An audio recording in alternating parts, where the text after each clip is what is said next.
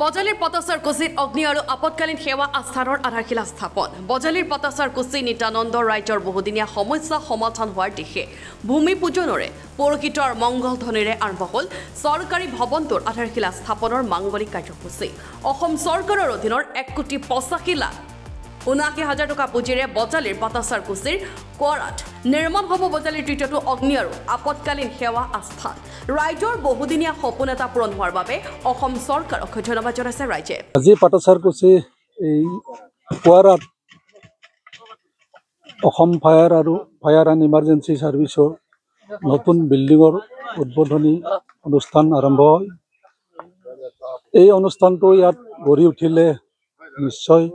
নিশ্চয়কৈ ইয়াৰ ওচৰে পাজৰে ৰাইজৰ যথেষ্ট সুবিধা হ'ব ৰাইজৰ বহুদিনীয়া আশা পূৰণ হ'ল এইখিনি কৈয়ে আৰু কিমানটা আপোনালোকৰ ইয়াত ষ্টেচন আছে পাঠশালাৰ আণ্ডাৰত আমাৰ পাঠশালা ফায়াৰ এণ্ড ইমাৰ্জেঞ্চি ছাৰ্ভিচ আছে বাঘমাৰা আছে আৰু ইয়াত তৃতীয়টো নতুনকৈ তাৰমানে আৰম্ভ হৈ আছে কিমান বছৰত সমাপ্ত হোৱাৰ এটা এই কামখিনি প্ৰায় 10 বছৰ মানত সমাপ্ত হৈ যাব লাগে এটা অনুমান আৰু ইয়াৰ এই অঞ্চলৰ ৰাইজে বহুদিনা এটা সমস্যা আছিলে জৰুৰীকালীন সেৱাৰ ক্ষেত্ৰত নিশ্চয় সুবিধা লাভ কৰিব কি ভাবে এইটো নিশ্চয়কৈ এইটো তাৰমানে ৰাইজৰ যথেষ্ট সহায় হ'ব আগতে কিবা এটা ইমাৰ্জেঞ্চি খবৰ কৰিব লাগিলে হয় পিহু পাঠশালা নতুবা জ্বালা এইবিলাকত তাৰমানে এই কৰিব লাগিছিল এতিয়াতো নিশ্চয় ওচৰতে হ'ব ৰাইজৰ যথেষ্ট সহায় হ'ব আমি ইয়াতে পাটাছাৰ কুচিত আহি আমি এটা ফায়াৰ ছাৰ্ভিচৰ শুভ উদ্বোধন কৰিলোঁ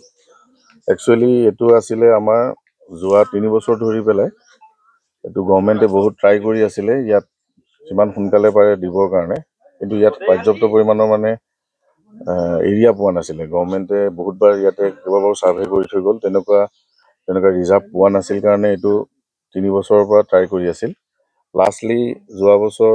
2024-25 বৰ্ষত ইয়াৰ ফাণ্ডটো উভতিয়ে যাব ধৰিছিল কিন্তু আমাৰ ডিপাৰ্টমেণ্টে মানে বহুতখিনি কৰি লাষ্টলি ইয়াৰ চাৰ্কুল অফিচাৰ DC ছাৰ সকলোকে লগ কৰি এই এৰিয়াটো লোৱা হ'ল লাষ্ট লৈ তো আজি 3 মাহৰ আগত আমাৰ যিটো প্ৰক্ৰিয়া হয় টেণ্ডাৰ প্ৰক্ৰিয়াত এইটো জেগাটো মই টেণ্ডাৰত পাৰ্টিচিপেট কৰি মই পালোঁ কামটো আমাৰ যিখন ফাৰ্ম আছিল ফাৰ্মখনৰ নাম হ'ল ইম্পেৰিয়েল আৰু বৰ্তমান তাত আমাক কামটোৰ বিনিময়ত আমাক গভৰ্ণমেণ্টে দিছে 1,85,69,000 টকা আৰু ইয়াৰ ভিতৰত আছে আমাৰ এটা 3 ষ্টৰী বিল্ডিং আছে আৰু 1 lakh litre capacity water tanker এটা আছে আৰু বাউণ্ডেৰী ৱাল আছে গতিকে এইটো আমাক দিছে গভৰ্ণমেণ্টে 2 বছৰ টাইম কিন্তু আমি এই বাৰিষা ছিজনতো এইকাৰণে ধুমধাম কৰিছোঁ এইটো কাৰণে কাৰণ ইয়াত ওচৰে পাজৰে মানে ফায়াৰ ব্ৰিগেডৰ তেনেকুৱা কোনো নাই গতিকে যিমান পাৰোঁ সোনকালে আমি এইটো শেষ কৰিবৰ কাৰণে চেষ্টা কৰিম আমাৰ চেষ্টাটো অব্যাহত থাকিব মানে নোহোৱালৈকে যিমান মানে সোনকালে পাৰোঁ আমি কৰিম আমি মোটামুটি আমি 1 বছৰৰ পৰা 1.5 বছৰৰ ভিতৰত আমি গভৰ্ণমেণ্টক এইটো হেণ্ড অভাৰ কৰিব পাৰিম bureau report and for Assam